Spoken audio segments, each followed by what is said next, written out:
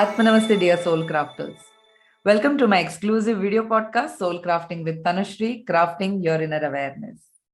Hi, I'm Tanushree Nair, your energy consciousness coach, author of the book Bring Out That Red Lipstick, a certified emotional intelligence coach, and an energy worker. My mission is to create awareness in individuals, leaders, and entrepreneurs to manifest their innate energy balance for success and leadership through my inner Shakti blueprint for an empathetic world. Today is a new episode with a new guest, Linda Babulic, joining us all the way from Canada in season 2, the Conscious Feminine Energy Leadership series. A quote I heard somewhere says, "True leaders don't create followers, they create more leaders." It resonates with me so much. This podcast is for all people who are in the daily grind of life, who need a hand to learn self mastery of their thoughts, emotions, and inner self, and move to the next level of achieving the purpose of life. Join me as I share, discuss, and ruminate how to carve out that heroine's journey with my esteemed guests to maximize your inner potential, to bring out your inner divine Shakti leader. This channel is for all those who are seeking an inside out transformation.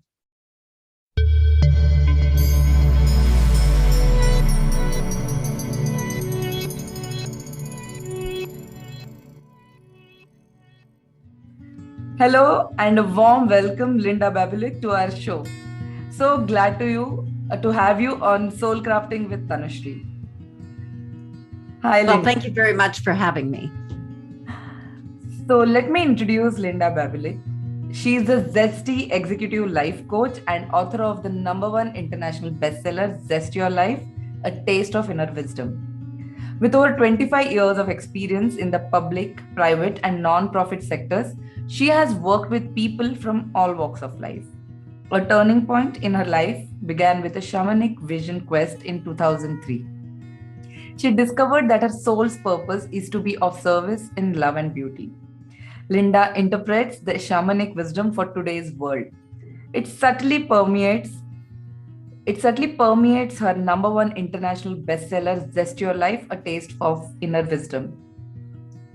And she has over 25 years of experience. Her specialty is working with women to crystallize what they want in business and life so that they are in power, control, and leading their best life. Welcome again, Linda, and we are waiting to hear from you all about you, your journey into entrepreneurship. So please take the mic and start. Oh, thank you so much for having me. Yes, it's been quite the journey. I have a resume a mile long. I worked in all kinds of fields. I worked with the Right Honorable Kim Campbell, the first female Prime Minister of Canada, put on a conference for her. I've worked all the way and I worked at the Correctional Service of Canada, establishing a volunteer program. And I actually met inmates serving life sentences. So that's quite a range of people I've worked with. And every single thing I've done has helped me move to a higher place. And I take all that experience, and that's a great deal of what I put together in my book, as you've noticed. And the book came about because, and I think you were going to ask me about that, was I was sitting in a circle of women. It was a dream circle. And I said something. And one of the women said, "You know, if you did a workshop on that, I would like to know more. I'd like to go." And I did a series of 4 workshops, and I could see the women changing before my eyes. So I rewrote, did another series, and added on the vision board. And then I delivered it. I rewrote it again into a manuscript, and that's what became my book. And what a lot of people don't realize is a big piece of this book came out of my corporate training. I did a lot of training with the auto parts suppliers to Honda, people that work on the assembly line, mostly men. So when you get into the section about asking questions and listening and effective conversations, that's what I taught them, was the fundamentals of leadership. And it's all there in the book. Wonderful. I mean, I think most times the experiences that we have that's what has generated that kind of a movement within us to, and I think writing a book is one of the best ways to bring that movement out and let others explore the same movement that you had within yourself at one point of time. Yeah, absolutely. So how did you, so you mentioned, like, how did you come to come to writing this book, but who is your audience here? Who should be reading this book? It was written for men. It was written for women. But what's very interesting is there are a great number of men that have supported this book, have read it, and a great number of couples are reading it and finding that it enriches their relationship. So it's good for women to read it. It's also good for men to read it. Men are quite fascinated by some of the secrets that I give them about women, and they really feel like they understand women more after they've read it. And the women, of course, understand themselves better. Right. I have been reading your book. I've not completed the book though, but I think I could see so many parts of me there. And while you were saying, you can do this exercise and, go through this exercise and just observe, write down, reflect, and just see what comes out while you're, there was a lake meditation also, which I really loved that meditation. I couldn't do it completely, but while I was reading that part, I could realize that, how it takes for us some time to just pause. And that's the most difficult part. Since the momentum in our lives are so high, children and then job and then spouse and then, so many friends, and this has to be done, that has to be done, parents have to be taken care of. And like these kind of things do not let us have that pause and reflect cycle somewhere. And I think you put that wonderfully in the book that by giving those short exercises where you have to pause, just go back to yourself and understand, where are you coming from, where am I coming from? And that self-reflection is like a wonderful part in your book, which I really loved. And like you mentioned, we do start having a certain, our audience in our mind for women, because being a woman, it's great to share what the journey that we went, and we feel that most women would directly connect to this. But like you mentioned, I also had this experience while after my book that I was focusing on women, but it was the men who were responding to that. It's interesting how that happens. Yes. And certainly I was really happy to include that meditation. And that's one of the bonuses in the book, of course, is that you get the recorded meditation to walk you through it, and you get the workbook to work through the exercises. And that's very important. We need to take that pause to apply the exercises. And we have not done a very good job of that with women. Yes. We're just going all the time. And when we do pause, we fill our cup, and we can't give from an empty cup or an empty chalice. So we must keep filling the chalice, and only then can we open our hearts. Otherwise, we're in our head. We need to get out of the head, into the heart, and into the womb to really be able to connect and make the world a better place. Yes, and that's the beauty. I mean, women have that power of womb that you mentioned in the book too, and it is such a huge power that women are shamed, named, made to look like they are weak, whatever their feelings, expressions, thoughts are weaker, and it might that kind of vulnerability is not allowed to come out to a certain extent. And like you mentioned, we have to put a defensive thing, in the shield in front of us, saying that, what, I'm very strong, I can carry on. From inside, you might be crumbling too. And there is a thing, you have to fill your cup. And so wonderfully said and so perfectly pointed out that we have to fill our cup before we can share this joy, this happiness, this love. If we have not filled ourselves with love and joy, how can we even give it. It would be a shallow thing that what we are sharing with others in that case. And that's right. Then we get on the codependency triangle where we become the victim, or we become the rescuer, or we become the persecutor. And when you're on that triangle, that's the codependency triangle. And when we're not giving from the heart, then we feel like we're a victim, we're persecuting whoever we're helping, or we think we need to go in and rescue. We need to do a lot less rescuing. Not everybody needs our rescuing. We need to remind ourselves. And I think I give the example in the book about, am I in charge of my husband's socks? Or I'm not. He's a grown man. He can take care of his own socks. You know, and it comes to that realization that we put so much on our plate.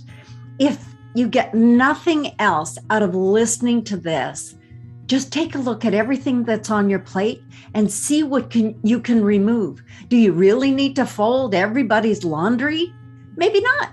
Maybe everyone could just have their own laundry. And if they choose to fold it very neatly and perfectly, which is what I like in my drawers, then good for me. And if they just want to fold it haphazardly and roll it in a ball and put it in the drawer, that's up to them. Yes. So whatever we can take off of our list. I remember growing up, my mother ironed pillowcases. We don't do that. I'll agree to that. And it was too much for me. And I can't iron the pillowcases and the bed sheets. That's like too much work. And it's like, why? Why do we need to do those things? So go through everything that you do today and just put that in the back of your mind. Do I really need to do this? And more importantly, is this what I want to put my energy into? Absolutely right.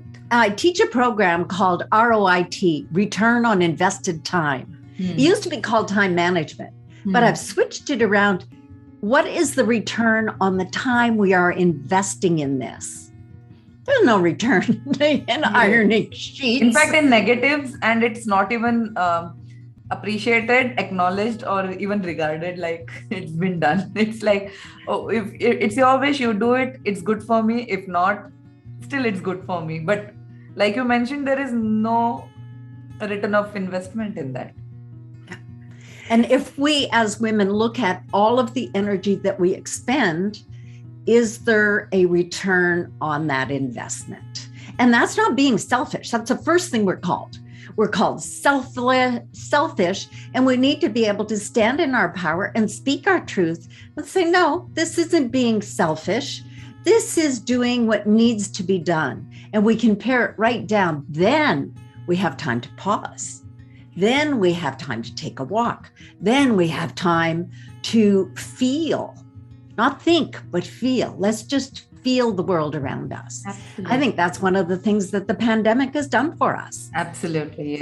Yes. Given women the opportunity. More focus there. The pandemic, yes, there were mentally and physically or emotionally trying times, but I think it pushed us really hard to just go in front of the situation, acknowledge it, and say that this doesn't work, it doesn't work. In India, like, we have house helps who come home and help us with certain home related issue activities basically. But due to the pandemic, nobody was allowed to come, nobody was allowed to go. We had to do our own laundry, we had to do our own utensils, cooking, cleaning, mopping, everything. And I think that's where women really realized like how thinly they had spread themselves. How thinly. Why am I the only one that can wash the floor? They know how to use a vacuum cleaner or a washing machine if you show them. And children can start doing that at a very young age. Absolutely. And I think it's really helped women to step into their leadership to make the world a better place. Yes. And while we are speaking about, self-love and taking back your power, in your book, Zest, Your Life, you have written about the 7 secrets of women with zest. And I would like you to elaborate a little bit on that, because there is this point about loving yourself there. And I think it's a high point for me, because even my book's first chapter talks about self-love. It is the longest chapter in the whole book. I think, having one more perspective about why self-love is not selfish, really helps to, put that thing right in the spot that, just get over this. You can love yourself, you can work for yourself, you can do things for yourself. And this is one more perspective that I want you to read from your book. What are those 7 secrets?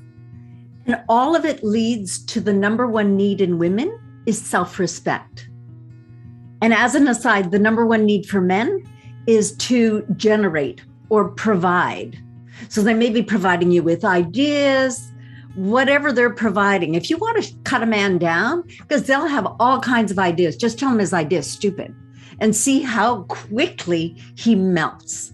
But for women, it's our self-respect is our number one. And when somebody wants to put us down, they attack our self-respect by telling us that we're selfish, then we don't respect ourselves. So all of this leads to fulfill that number one need that we have. That's a piece of my shamanic teachings, by the way. So the 7 secrets of women with zest. Number 1, they stand strong in their personal power. Number 2, they don't let fear stop them. How many things have we faced?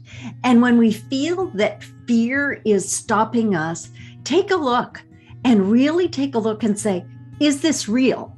Is this fear real? Or is this a story that I'm making up my head? Or is this bringing back something that happened to me early on in my life as a child? What am I afraid of? What am I really afraid of? So what's the worst case scenario that can happen? Even with this pandemic, I was speaking to my older sister. She said, oh, this is terrible. We're locked up. I said, wait a minute. We don't have bombs falling on our heads. We have a roof over our heads. We have homes to live in, and we have a fridge full of food and access to more food if we need it. So we're putting fear doesn't belong here. And fear is a hungry monster that constantly wants to be fed. And we need to stop renting space in our heads to fear. They're not paying rent. Fear can leave. You need to get rid of the fear and that committee that's in your head filling you with fear. I call it the itty bitty shitty committee. We need to fire that committee. There's no space in there for us. Right. So number 2 was don't let fear stop. Number 3 is they consciously direct their thoughts and feelings. Think about the fear. Is that the best place for me to put energy? We've put so much energy into our fears, but you can consciously say, okay, what aspect of this situation do I need to look at? What's frightening me about this?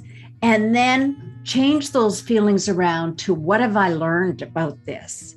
How do I want to feel going into that conversation, going into that room, going on to a podcast? What do I want to feel before, during, and after? And number 4, they manage their own time and agendas. No more hijacking. And you can say that to someone. And we do it ourselves. We just jump into somebody else's timeline. And when my husband retired, I had to really learn to say, is this a good time? I don't want to interrupt you. Am I interrupting? Let's just ask the question. And if we show respect for time and other people's agendas, then ask for the respect ourselves. But until we respect others, we can't ask for the kind of respect that we're not given.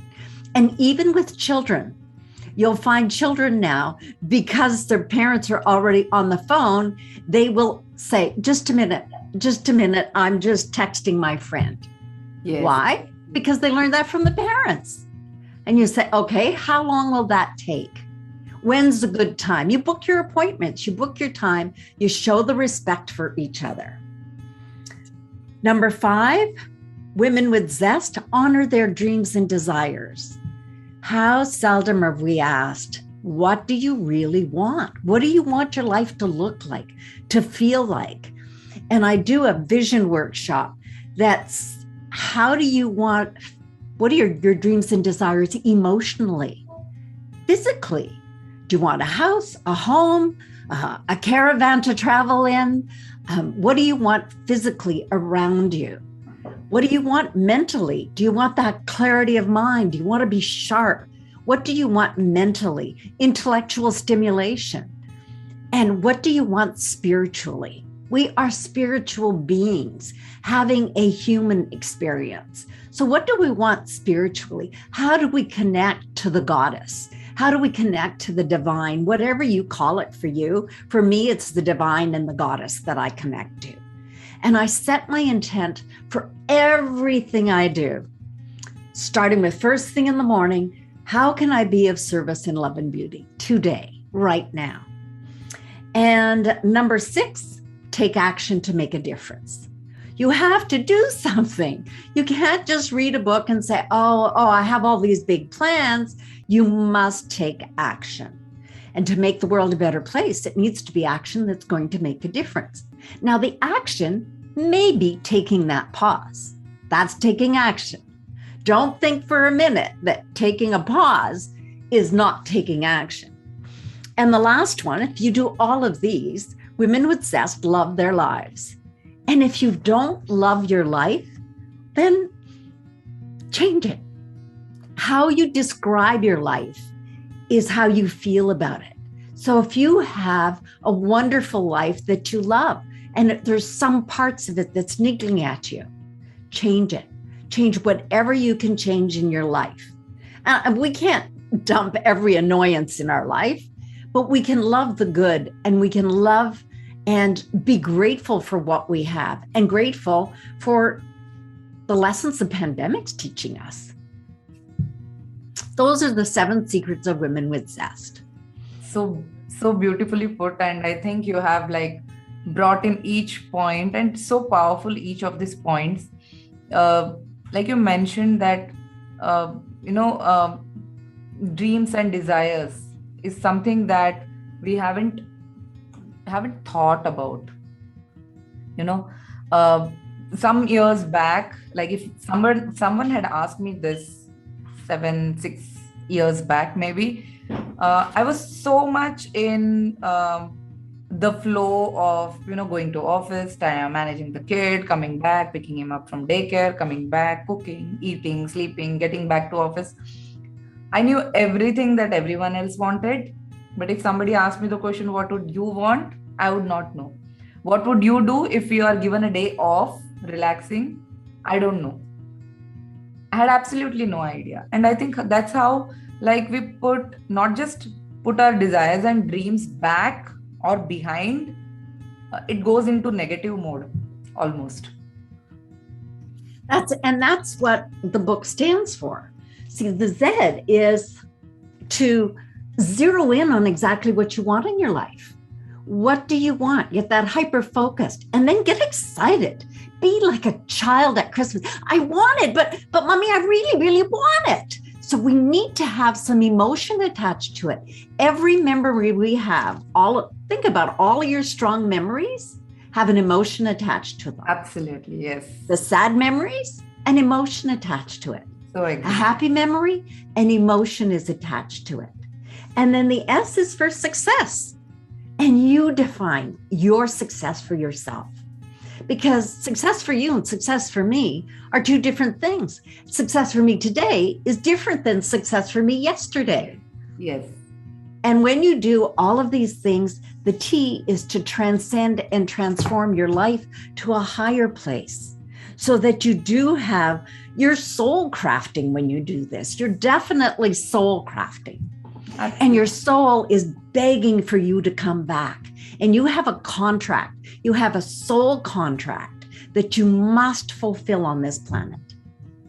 Yeah, otherwise it's like depriving your soul of that essence of life in one way, and secondly, it is like depriving yourself of your own purpose of life. Absolutely. I had a dream I'd love to share it with you. One night, it was a terrifying dream. And it was like the divine goddess put herself right in my face. And she said, "You're this close You're this close to breaking your sacred contract.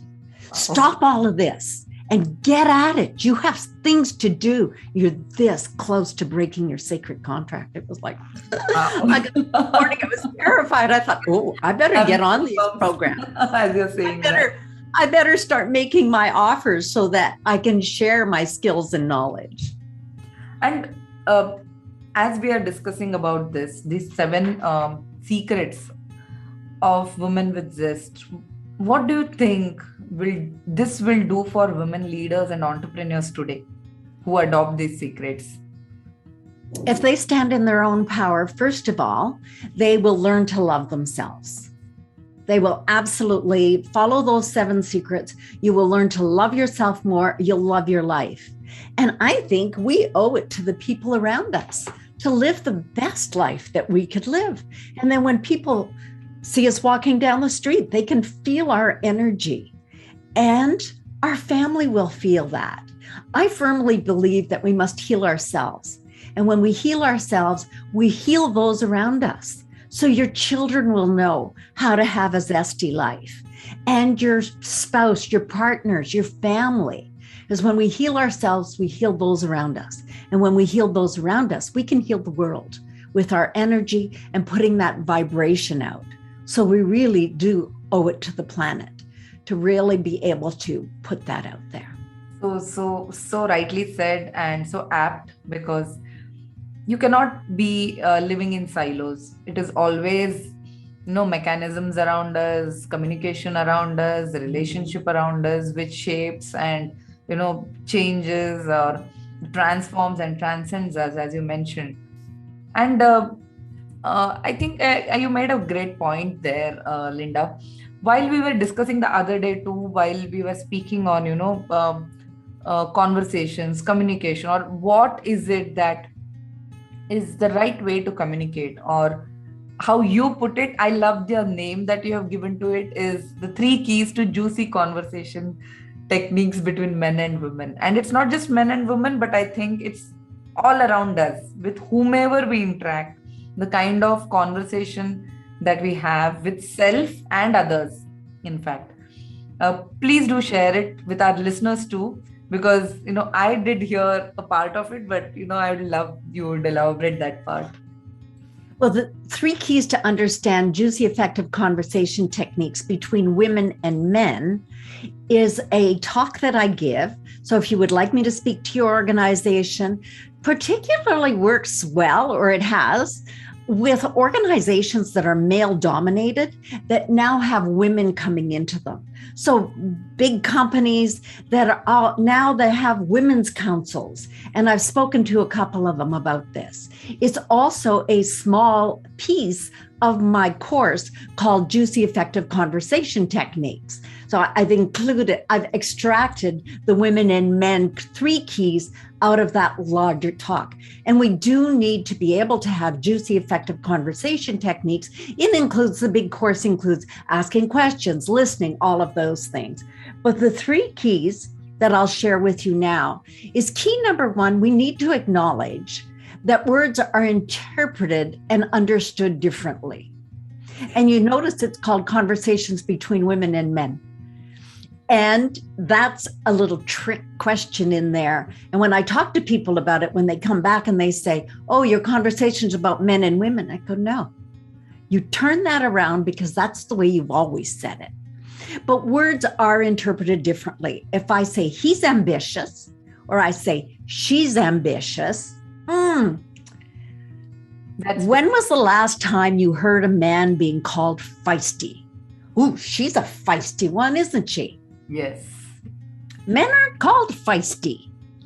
And it's okay for them to be ambitious, but there are certain words that are not appropriate to be there. They've been genderfied. So they go with one gender or the other gender.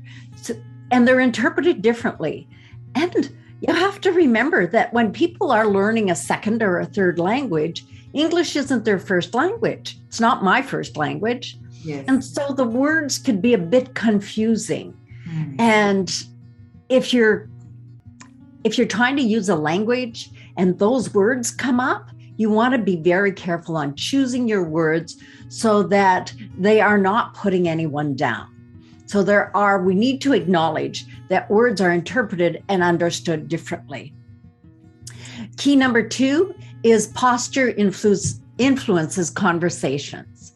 So men like to have conversations side by side, right? You see them on construction sites, you see them fishing, you see them golfing, whatever it is that they're doing, they're side by side. That's their comfort zone. Yes. Women, we like to talk face to face. Face to face. So I had, as I said, I taught this to my auto parts suppliers in my big program called Fundamentals of Leadership. And it's 4 weeks separated so they can apply it. One of the supervisors went back after he learned this, and one of his subordinates, a woman, wanted to talk to him. She went face to face. He maneuvered around so that he could be standing shoulder to shoulder. You could see the dance on the shop floor. She maneuvered around so she'd be in front of him. Finally, he orchestrated it so she could not stand in front of him. I was so pleased that he shared this because not only did he notice how uncomfortable she was, but how uncomfortable he was having to have a face-to-face conversation, because that's when we put on our whole radar. We want to read the body, the mannerisms. What are her hands doing? Is his foot twitching? What's going on? You know, he says he's not nervous, but is he giving one of these? We want to see it all. We're shoulder to shoulder. We can't do that.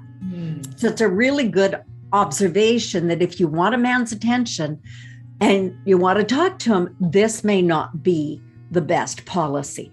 And there's one side you should be talking to, his left side. If you can, talk into the left side because that's his receptive side. And if you want to talk to a woman, talk to her face to face. She wants to feel your heart energy.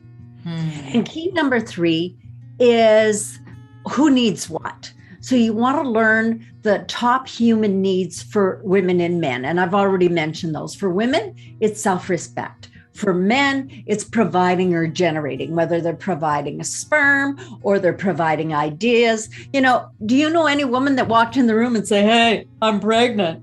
No, we just don't do that. It's like, yeah, because we know what you did. But the men will walk in, "Hey, she's pregnant. Isn't that great?" And because they've generated. So if you want to help a man, we need to choose our words carefully. I'll circle this back. If you say to a man, "I have an issue," they don't see that they could solve an issue. And women do not like to use the word problem. We don't want to say, "I have a problem." But if a man says, if you say to a man, "I have a problem, could you help me solve this?" Oh, he's on that so fast. So if you want a man to help you with the problem or an issue, call it a problem. I So think those are the 3 keys. Awesome insights. I mean, such subtle things. And I think these are underlying things which we generally overlook, but something which is so powerful. Just understanding from which direction to approach a man to talk or a woman to talk to just changes the whole dynamics of conversation here. Well, just think about it, because you want to have clear conversations and can turn into confusion and chaos, and that costs time and money. How many times have we had to retract and then go, "Oh, that's not what I meant"? Yes. And that's how relationships are broken. Sometimes a year, a lifetime, 3 months, a week, whatever it is. If your conversation isn't clear, you can be doing very well in a conversation, and one word in the wrong place will explode the whole thing out of the room. Absolutely right. And I agree with you because so many times, even at workplace, simple instruction gets misunderstood. It is, like you mentioned, there are labels that if a woman is working aggressively, she's aggressive, she's feisty. Whereas when a man is doing the same thing, it is like, "Oh, he's a go-getter." And it's He's taking charge. Yeah, and it's just so easy to label these things. But like you mentioned, if everyone gets into this mindfulness practice of, and these are mindfulness techniques, understanding the meaning of the words, or just your action, your, the direction in which you're standing, the way in which you are talking, what is the core essence, understanding that from where this person comes from, you can read so many of the non-verbal communication that has been done. Maybe the words might not show it completely, but what the person is, I think that's why women like to sit face to face to understand the expansion of the person's personality. And sometimes they could be misunderstood. I remember when I was working in corporate, I had a male boss behind his desk and he was talking to me, and I had my arms crossed and my legs crossed and I was sitting like this. And at the end of the meeting, he said, "Oh, are you okay with this conversation?" As he stood up and I was walking out, he says, "Your body language was so defensive." I said, "Your office is so cold. I'm freezing. I was open to your conversation, but your office is freezing cold." So he had, the whole time he was talking, he misunderstood my body posture as being defensive. So we want to be careful with that and make sure that people are comfortable. Absolutely. Thank you so much for sharing this. Even these 3 subtle tips are very powerful. People should really check out your entire course and the entire workshop to understand this in much detail, to practice it in detail. It will make a huge difference in the way we approach clients, we approach vendors, we approach, even our peers, colleagues, our seniors. I think it makes a huge difference. Coming to realize that, it has not been an easy journey for you to even reach till here to understand all these things. It has been, I can see that there is a huge effort, a lot of energy, a lot of personal transformations that you must have undergone just to reach to this point and just say this so simply today in this show.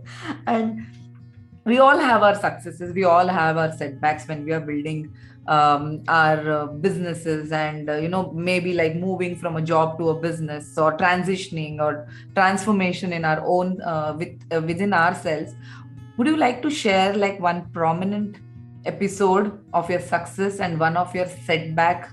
Because I think people want real stories, like what has been happening with, I can look at an actor, I can look at a leader, I can look at a politician. They all have their, glorious lives. But people like you and me, who have also gone through transformations like this, sometimes it's hard to put in words, simply saying that, this is the thing that has happened to me. But I think those people who are in the mode of transformation would really connect to what you'd say. So for our listeners and viewers, would you like to share, like, what is that one turning point for your success and one setback that changed the whole course for you?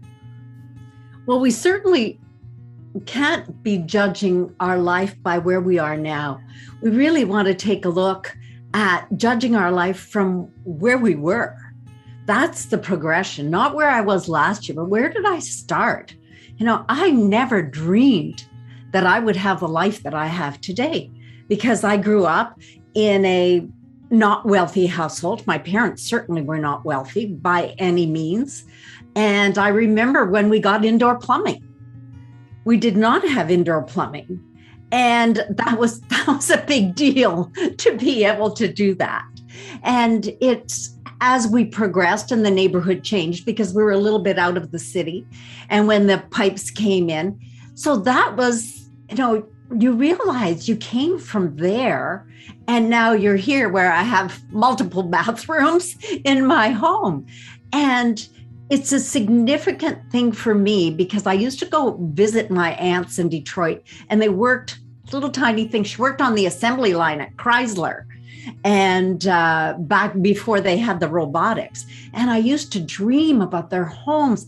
They had carpet, they had colored television. We had no television. So it was that I really found gave me the hope that if they could have that, maybe one day I could have that. And it's not just the physical things. It's the family around us. It's the friends around us. It's the laughter, the joy of being together. But a couple of the turning points that came to me was when I started to see the goddess as the goddess in me. And that was Jean Shibota-Bolen wrote a book called Goddesses in Every Woman. And she went through each goddess. So for instance, like Athena, she is not the goddess of war. She is the goddess of strategy. And I have her statue up here because I love Athena. I love strategies. So to be able to relate to the goddesses, then it pulled the goddess out in me. That's what I found is I started to see myself as a goddess. And what I didn't like about my life was I wasn't being treated like a goddess. So I set my mind as my intent. I want to be treated like the goddess that I am. Try saying that a few times before it sinks in. And it's like, no, that's not arrogant. And all women on the planet, we should all be treated as the goddesses that we are. We give birth. And we give birth to ideas, we give birth to children, and everybody on the planet has been born of a woman. We are goddesses. We are magical. We are mystical. When I started to discover that, that made a big difference in my life. And the other one you talked about was my shamanic journey, started in 2003, where I went on my first vision quest. And I had time to pause, to spend time with myself, to really get to understand the dark pieces in me, the wounded child that needed healing. So it's important for us to know that. My mother died when I was 17 years old. So I had a younger brother and a younger sister to take care of, and a father who was drinking. That wasn't very good. And then I went out one night and I got pregnant. That wasn't very good either. I had to give the child up for adoption. So all of that trauma and drama was still in me. And I needed to heal that and reconcile that. And now I wouldn't change anything in my life to have that happen. It happens. But I had a role to play in all of those because we make a choice, then we make another choice, and we make another choice. And when we're not in our hearts, we're making the wrong choices for us. Absolutely. And then we take that and we learn the lessons from it. So those were some big. Thank you so much. That's like really a wonderful share because yes, we can always say where we are right now and show that it looks great. And, everyone can be there, but everyone's journey behind, though not same, I would say, but yes, there are similar journeys and those journeys are really important. What I would say, like setbacks or whatever challenges that we faced from the time we are born till the time we are here today are meant because we were supposed to be here today. After going through that, it's like, chiseling a sculpture and making it the fine piece, or it's like, coal under pressure turns to diamond. It's that thing that your core has to really undergo that to get to the right temperature, the right structure, and then you shine like a diamond. Thank you so much for sharing that. And what I realized was a lot of the obstacles and challenges in my life, I put there, or I perceive them as a challenge, as a problem, as somebody else. Oh, it's my kid's fault. It's my husband's fault. It wasn't. Yes. I was in power and control of my own life, but I didn't know that for a long time. Yes, I agree to this because I think personally, even I had a similar experience. At one point, I just felt like a victim, that it was everyone else's mistake but mine. I think the day I owned up, the day we own up and say that I accept, I acknowledge whatever was done, whatever was my choice, it was my doing, and I am a power player here. So then the whole power comes back to you. And I think that's where you start moving in the right direction. Otherwise, it is always like one wrong choice and then you add another wrong choice to it, and then it keeps on just multiplying, right? And when you have that insight, it's like a ray of enlightenment now like has that gone into your flash. head. And it's like, oh, that was me. Okay, I'm not going to do that again. Yeah. Awesome. Thank you. Thank you so much for this. So as an this is something now out of the serious topic, like as an entrepreneur and a coach, I believe that even as a coach, while we speak to so many people around, we share our energies with other people. We kind of exchange energies with other people. So there are some self-care rituals or practices that is very important for us to keep ourselves grounded, to keep ourselves steady. As an entrepreneur and a coach, what are your typical morning night rituals like? Because I think those are the most powerful times when you can work with self. So what are your morning and night rituals like? Well, every morning I meditate. There are very few mornings that I miss my meditation. And I use Vishen Lakhiani's 6-phase meditation from Mind Valley. And what I love about it, it's the journaling meditation. So I get a beautiful journal, which I have right here, in fact. I get a beautiful journal. Super great ideas. Yes. Wow. And then I fill in my journal. And every day I go through those 6 phases. And I've been doing that for many, many years. And it goes through everything. It talks about my gratitudes. And I encourage my clients to do gratitudes. 3 gratitudes. 3 gratitudes. What are you grateful for in your life? What are you grateful for in your business? What are you grateful for about yourself? That's a little challenging at the beginning. And then who do you need to forgive? Yeah. What's your vision for 3 years from now? Yes. What's your vision in 2024? Right. Write out my vision in the present tense. What's your perfect day? Write that out. So then, like this morning, I put down that my perfect day was that I did my meditation, I did my exercise, which I also incorporate into my days. And then I put you're in my gratitude journal. Thank you so much. Yeah, and it's really amazing how you put that down. And under the business, I often put my connections and the supportive connection that I have. So the perfect day and then the blessing.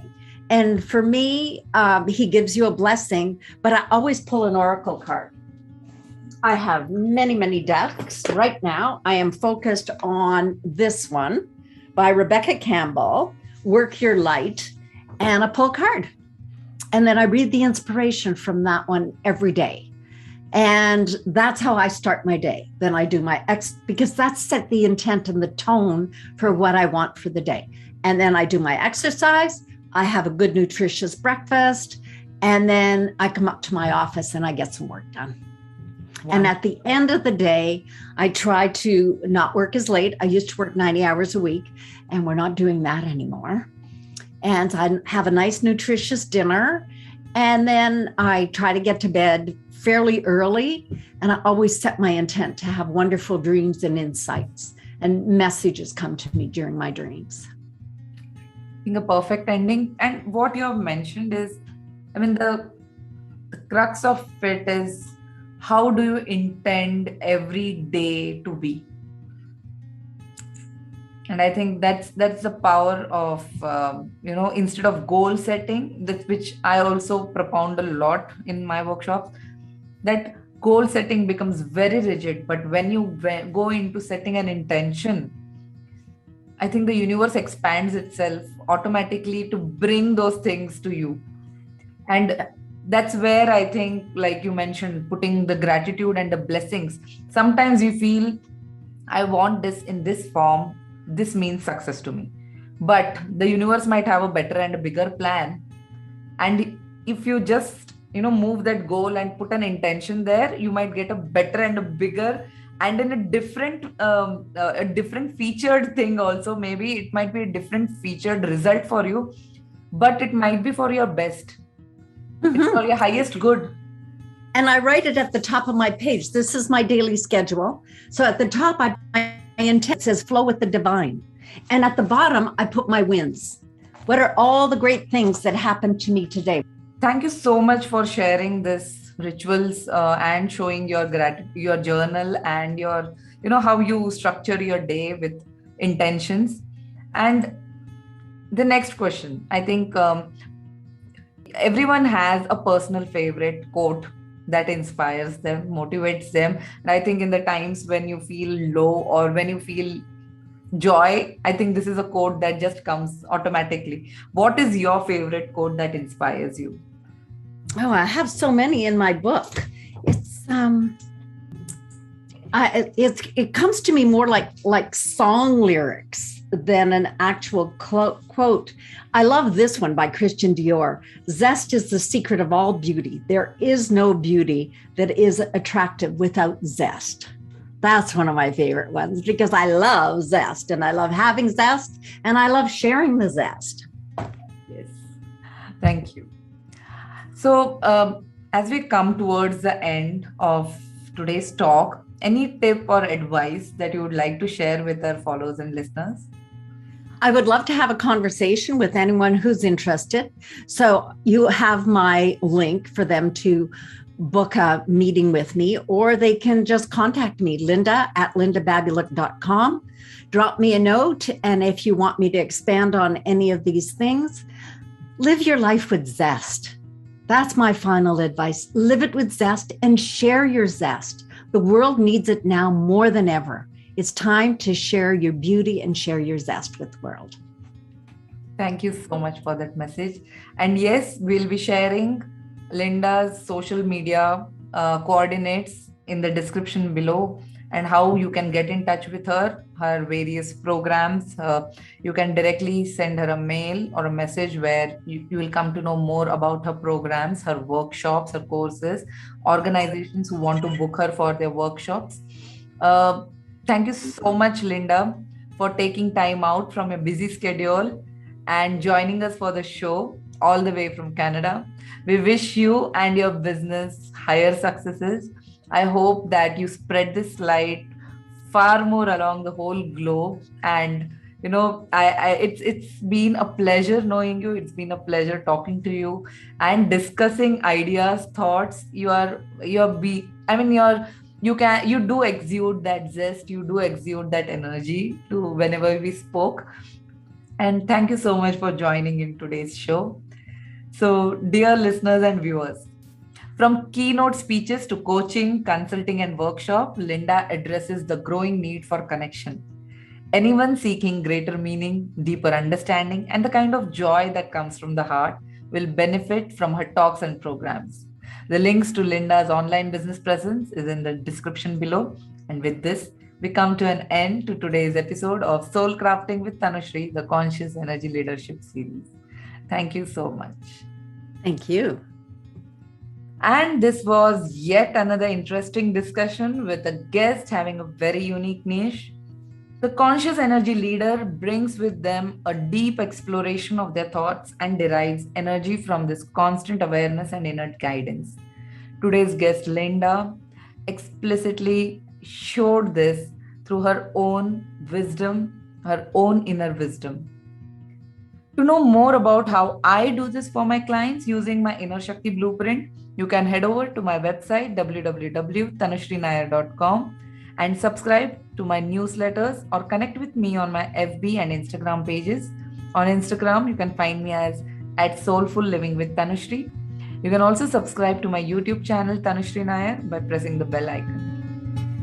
Thank you for joining me on today's episode, and until we meet again, stay safe, stay inspired. You are all loved. We'll be back with another episode.